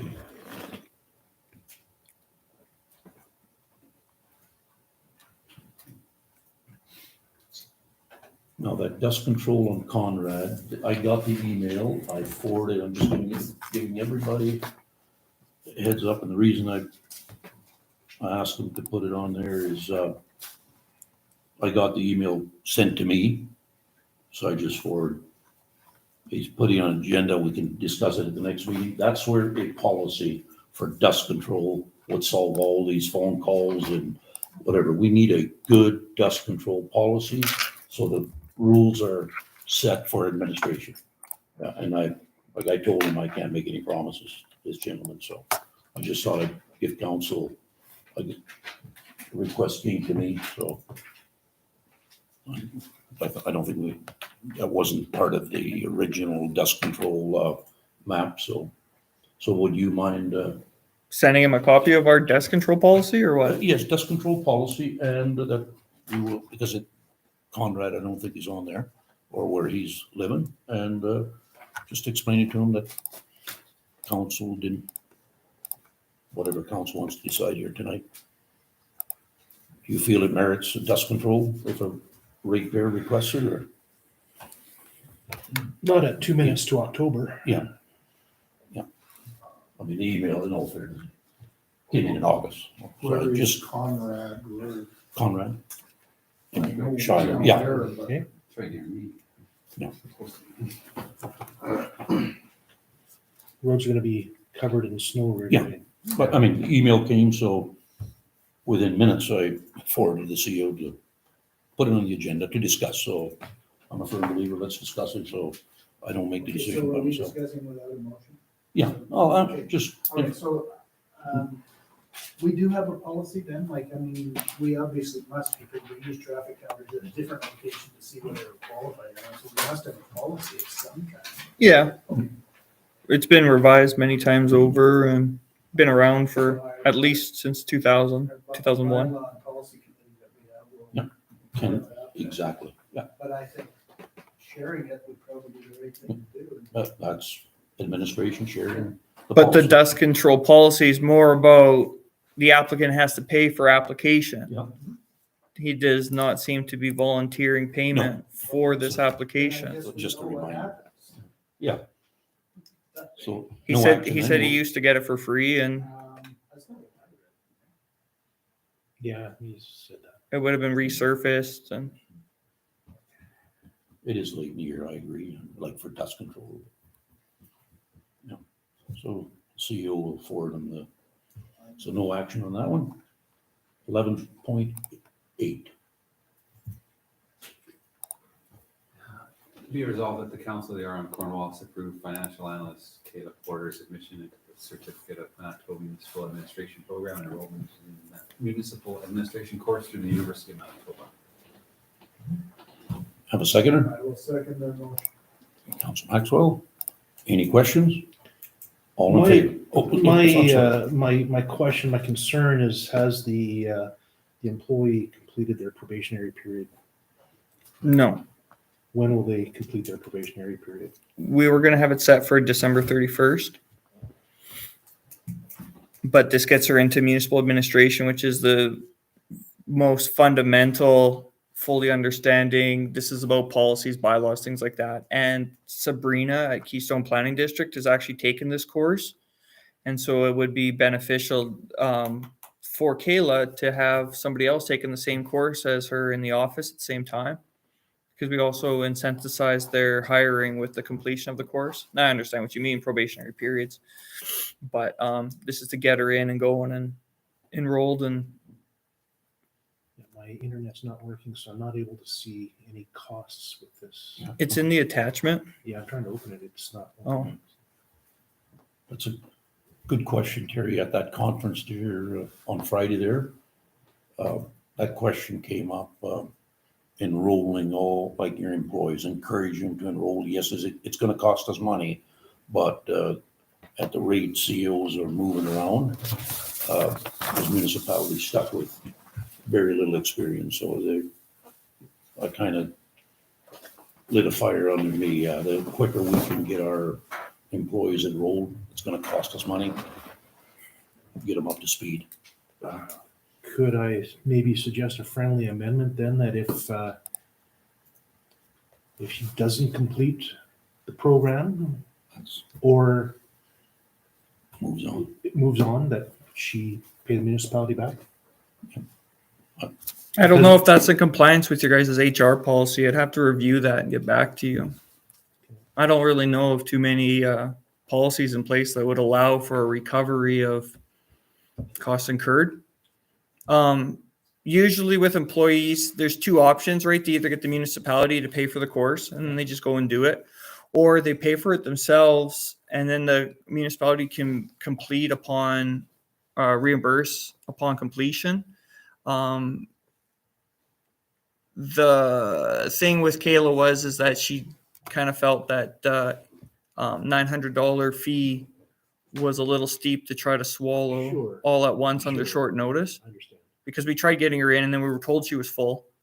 And then they contacted us on Friday saying, hey, actually somebody dropped out. Let's get you in. It's kind of extenuating circumstances, so I Yeah. withdraw my. Yep, no concern, no, that's fine. Anybody else have anything? No. Okay, we'll call for the question. All in favor? There we go. No.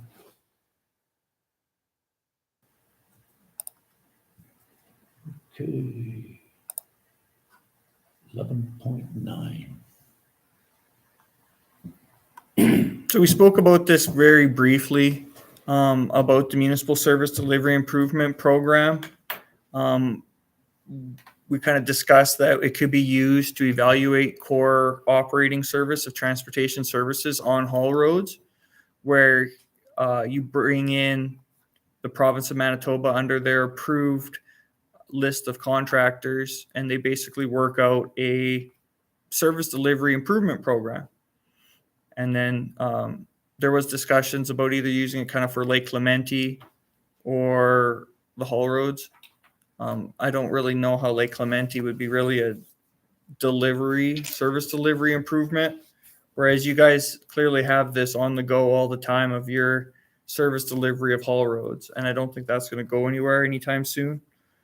This is a gift horse. Be it resolved that the Council of the RM of Cornwallis support the 2023 Municipality Service Delivery Improvement Program grant application for the project of evaluating the core operating service of transportation services on declared haul roads within the municipality. Can I have a second? I will second. Councilor Maxwell, second. Any questions? So- Some comment, we have to get on that for sure, and this is an opportunity to do. Yeah, they cover 100% of all deliverables. I think the only rule is when you are provided your municipal service delivery improvement program, you have to at least accept it by resolution and make it public information.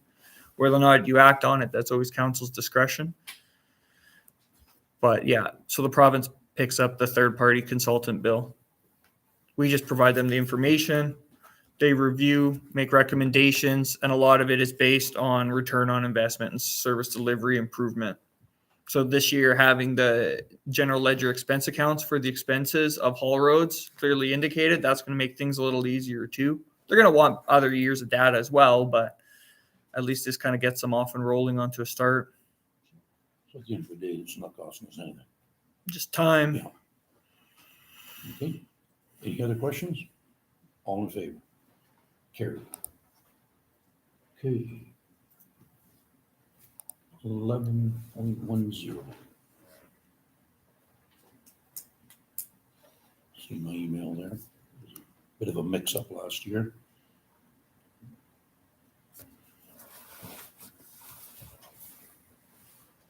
Any volunteers? I can do either or. What? My daughter was a cadet, so it was kind of, Be it resolved that the Council of the Arm of Cornwallis appoint Councillor Duran to lay a wreath in Shiloh and appoint Reeve Hofer to lay a wreath in Brandon on the RM's behalf. Seconder? Yeah. Okay. Yeah, the last year, right after the election and no administration here, there was a bit of a mix-up on, at least in Brandon. And I talked to Matt Boley, and he says it'll happen, but it would be nice if we could have somebody approved there. So I've asked the CEO to make arrangements, who do we call, where do we go, and things like that. So, great. Okay, call for the question, all in favor? Make arrangements. Or, well, where do we go and who do we talk to? Oh, To go lay a it sounded wreath, I've like never you knew. No. No. Oh, okay. Matt, I reached out to Matt last year. There was that mix up, and he did say Cornwallis, there was wreaths late. But they were laid there, but it would be nice to see Shane Brohan when we go up there. well, my daughter. Yeah. So I mean, Oh, your daughter did? my daughter later. Yeah. She was there. But there was no communication. So I thought, well, let's do it right this year. Okay, 11.11. Be resolved that the Council of the Arm of Cornwallis approve the following path additions for RF now Grand Valley Road to Simpson Residence, Willow Street to Kingdom.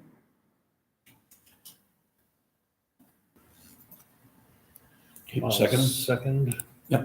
seconding. Any questions? Just a comment, you better tell RF now to bury the cable deep with what could potentially be happening to that road, Gray Road. Grand Valley? Well, that should be the CEO mentioned that. And restore it too. I mean, I don't know if it's direction drilling or, They do plow it direction drilling. yeah. Okay. Okay, any questions? All in favor? Carried. Okay.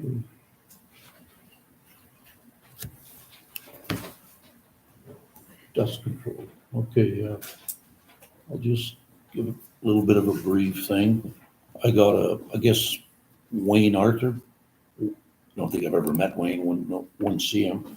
He called me last week, and I guess he emailed or called the office, and office handled it very well.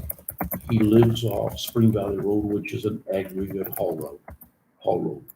It just happened, I went to, he called me, I think it was Wednesday or Thursday. I went to Hartney, and I drove by there, and I met 3 gravel trucks coming my way, and the dust was extensive. I didn't know where he lived until I had to phone him, and I will say where his road takes off into his yard, there was no dust control. There was some, I'm gonna say the Bach corner and further down. I don't know the other gentleman, But there's a prime example. I mean, it's an aggregate haul road, it's designated, and we always said the aggregate haul road fees should pay for it. Now, I think in the last 2 years, I don't live there.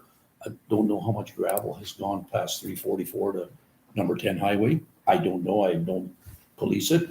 But if that happens there, I think Public Works should have an obligation to, it's coming out of the aggregate haul road. So that's all he's asking for. If it's a designated haul road, why? And I don't know, I didn't, So is his line? No. Like, I don't know what he was trying to feed you because he doesn't even live close Not on Spring Valley. to Spring Valley Road. No, I was gonna say. He lives a half a mile North. on First Street. He doesn't know. well, he told me when I was sitting on the road, He owns land up to the edge. Yeah. His lane's half a mile down. okay, I mean, I didn't go. He's not on. I sat by the Ball Diamond when on Friday morning, whatever, and he says, drive a little bit towards Box Place, which is west. And he says, right there, to the north, nice evergreen trees. I thought that's where he lived, and So what's he telling you, that the dust is killing his trees?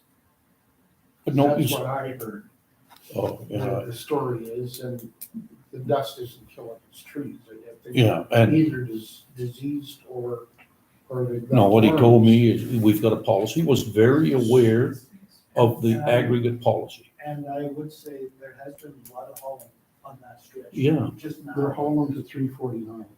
Yeah. There's quite a bit going down there, but it doesn't go by his. Oh, well, I thought he lives in, No. I'm sure he told me he lives in Spring Valley Road. No.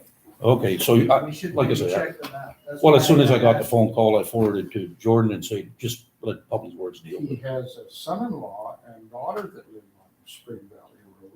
No, we got another, That's, is that this letter? Okay, we just got this today. So maybe he was speaking on behalf of them. He did mention this gentleman's name. but So I he left it with- said he told you to go down to Mark Box Corner. So that's past where this letter. This guy lives on the north side. Yeah, north side. Yeah. No, I was parked by the Ball Diamond because that's where it's, so when I phoned him, I says, where do you live from the Ball Diamond? He says, go west towards Mark Bach.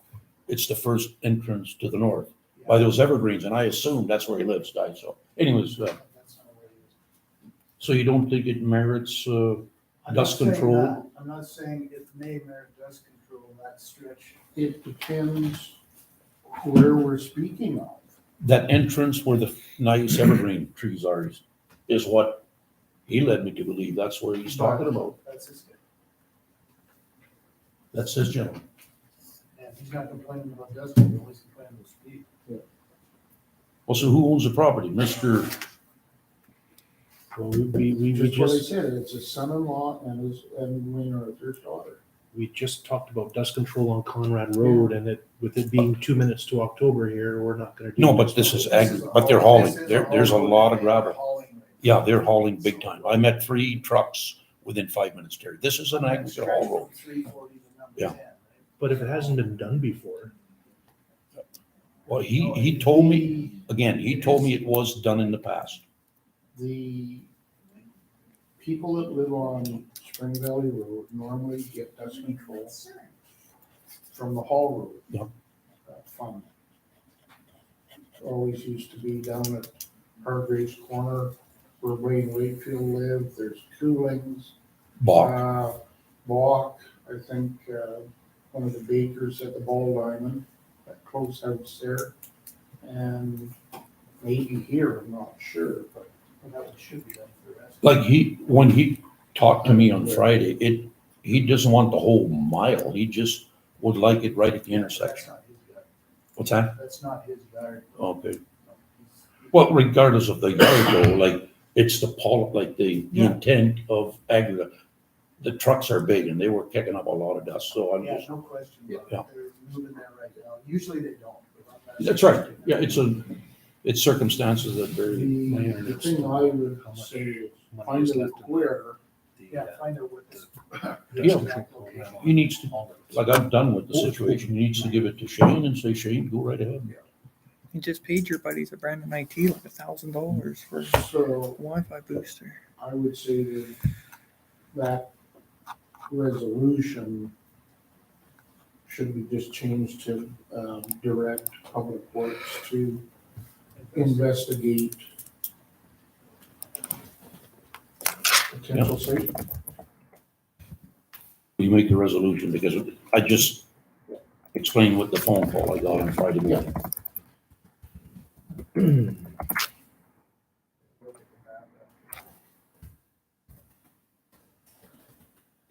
Yeah, if you refresh, it should be back there for you. Okay.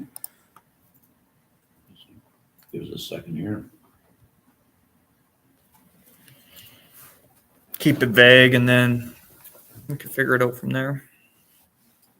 Be it resolved that the council of the RM Cornwall is hereby direct Public Works to investigate dust control placement on a potential site on Spring Valley Road with expenses directed to the Hall Road Maintenance Account. Second. Any questions? All in favor? Good. Moving on. It will be bad there right now too, because it's a site soon. Be resolved that the, in accordance with the Municipal Act, Section 152, subsection 3, council does hereby close the meeting to the public and move in camera at 8:55 PM. No, we got one. What? There was a resolution just right after that one. Manitoba 1113. Yeah, it was just updated tonight, so. Okay, No be problem. resolved that the Council of RM Cornwallis request a meeting with the Manitoba Water Services Board to discuss the Grand Valley Water Plant Study. Can I make just a suggestion here? Should we do it with the utility committee? Like, After, we're gonna have a it's meeting. gotta be seconded first before it can be. No, just like the motion, right? Who do you want the meeting with? All of council committee? I mean, I have no Well, I'll problem. second it first Okay. and then Well, no. Okay, so we'll do a friendly amendment. So your motion is as written, but who do you want at the Council meeting? of the RM of Cornwallis request a meeting. Yeah, so with representation from the utility committee. Committee or all of council? And, yeah, okay. So that's why I wanted to. So you okay with the friendly amendment? so So be resolved that the Council of RM Cornwallis request a meeting between the utility committee and the Manitoba Water Services Board to discuss the Grand Valley Water Plant.